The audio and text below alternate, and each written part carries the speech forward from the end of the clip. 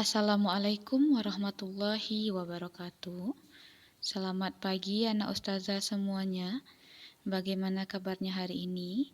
Semoga kita semua selalu dalam lindungan Allah Subhanahu wa taala dan selalu diberi kesehatan.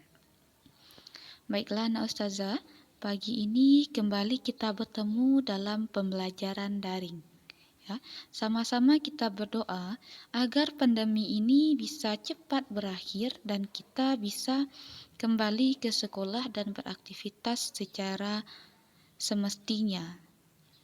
Baiklah, anak ustazah, sebelum kita memulai pembelajaran hari ini, ada baiknya anak ustazah sudah menyelesaikan sholat duha dan murajaah hafalannya terlebih dahulu. Oke, kalau sudah selesai, mari kita mulai pembelajaran hari ini dengan membacakan basmalah. Bismillahirrohmanirrohim. Untuk materi hari ini, yaitu materi tematik muatan IPA tentang otot manusia. Perhatikan gambar berikut. Ya, di sini ada gambar beberapa aktivitas manusia.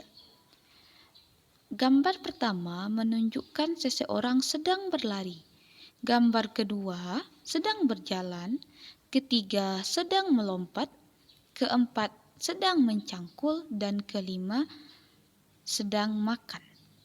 Ini adalah aktivitas yang biasa kita lakukan sehari-hari yang melibatkan kerja tangan dan kaki kita, ya, melibatkan atau menggerakkan tangan dan kaki kita.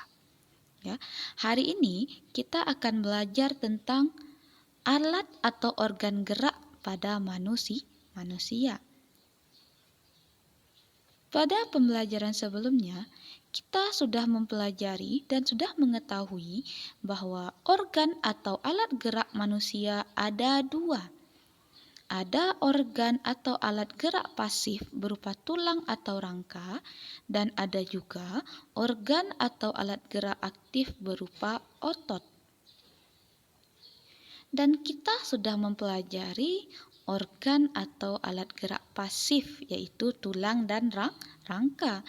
Anak ustazah sudah mengetahui apa saja nama-nama tulang atau rangka pada tubuh manusia.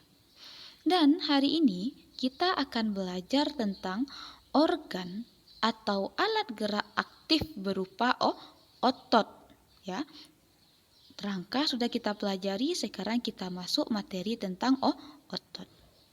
Oke, otot adalah jaringan yang ada di dalam tubuh manusia berupa alat gerak aktif yang menggerakkan tulang. Jadi otot ini dia bekerja menggerakkan tulang, ya. Otot dan tulang tidak bisa dipisahkan. Mereka harus bekerja sama, ya. Kalau hanya tulang saja tidak bisa manusia bergerak. Kalau hanya otot saja tidak bisa manusia beraktivitas juga.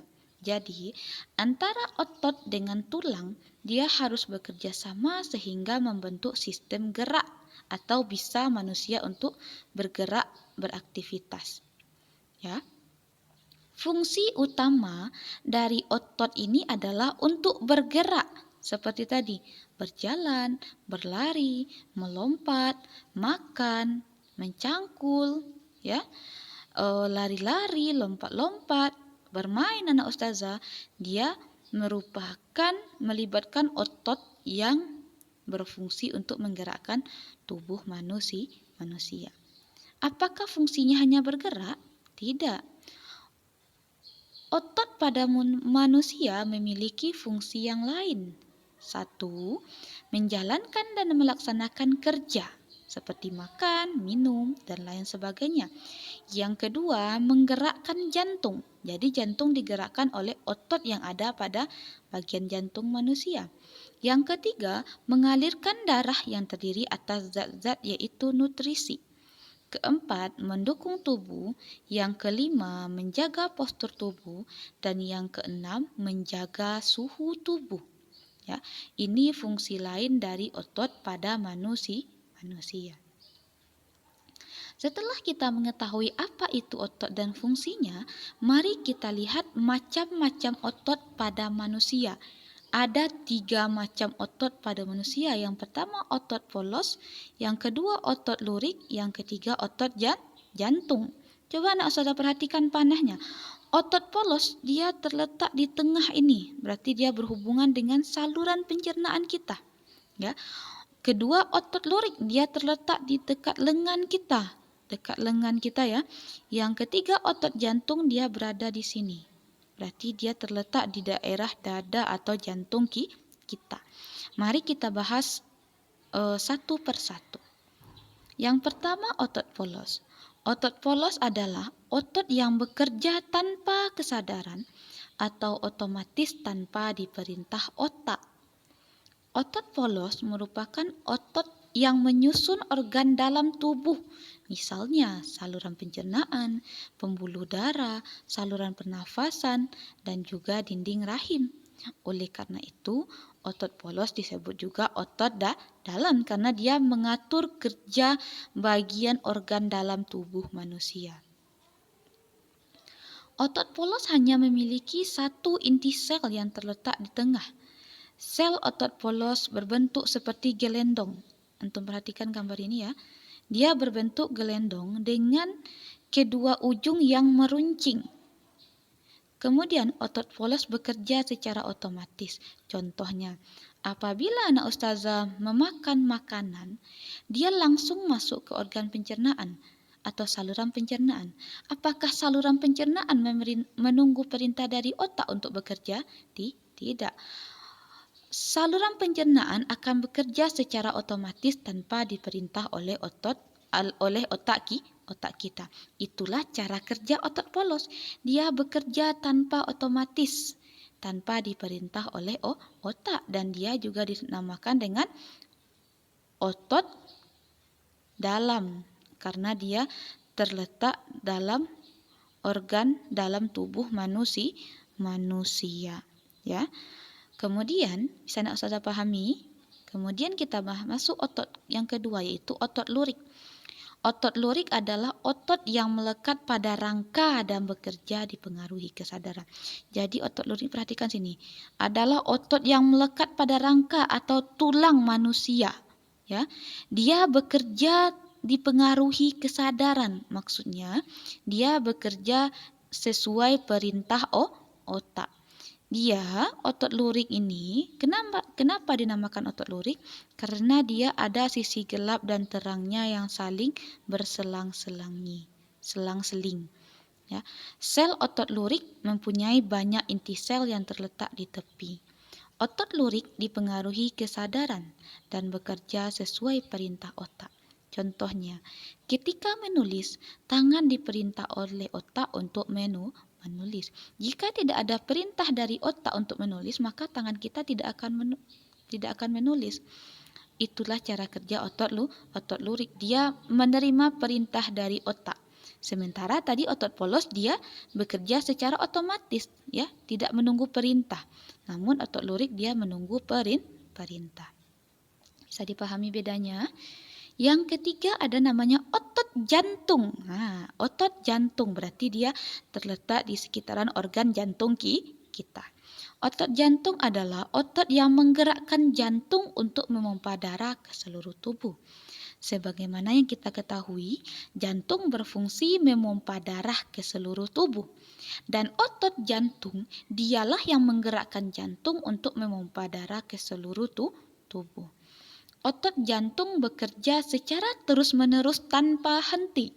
Ya, otot jantung bekerja di bawah kesadaran manusia. Jadi otot jantung ini juga tidak diperintah oleh otak. Dia bekerja terus-menerus sesuai dengan fungsinya tanpa henti. Bisakah anak ustazah bayangkan jika otot jantung ini berhenti bekerja, maka jantung akan juga berhenti bekerja, kan? Tidak ada dia memompa darah. Apa yang akan terjadi? Seseorang akan meninggal. Jadi otot jantung ini dia bekerja terus-menerus tanpa henti, ya. Kemudian, kerja otot jantung dipengaruhi oleh saraf simpatik dan parasimpatik. Apa itu, Za? Saraf simpatik adalah saraf yang mempercepat kerja otot. Contohnya, dia mempercepat detak jantung, laju persebaran darah atau mengalirkan darah secara cepat. Itu cara kerja simpatik. Sementara parasimpatik kebalikannya. Kalau simpatik mempercepat, parasimpatik memperlambat kerja otot atau tubuh, ya. Kemudian otot jantung ini bekerja teratur tanpa lelah, nggak ada lelahnya, dia bekerja terus-menerus tanpa lelah. Otot jantung ini memiliki keistimewaan. Bentuknya, dia hampir sama bentuknya seperti otot lurik, bukan?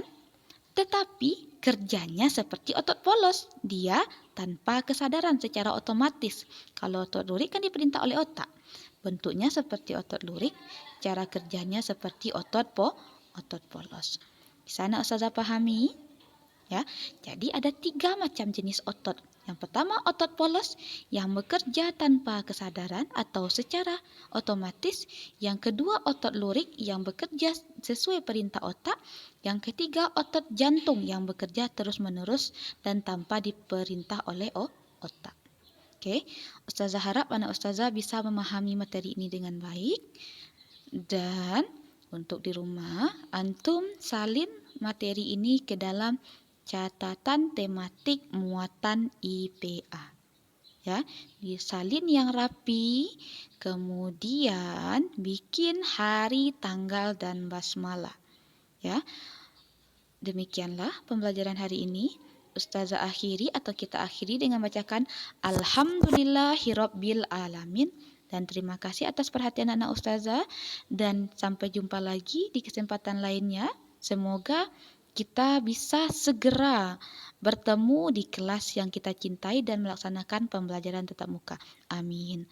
Ustazah akhiri dengan Assalamualaikum warahmatullahi wabarakatuh.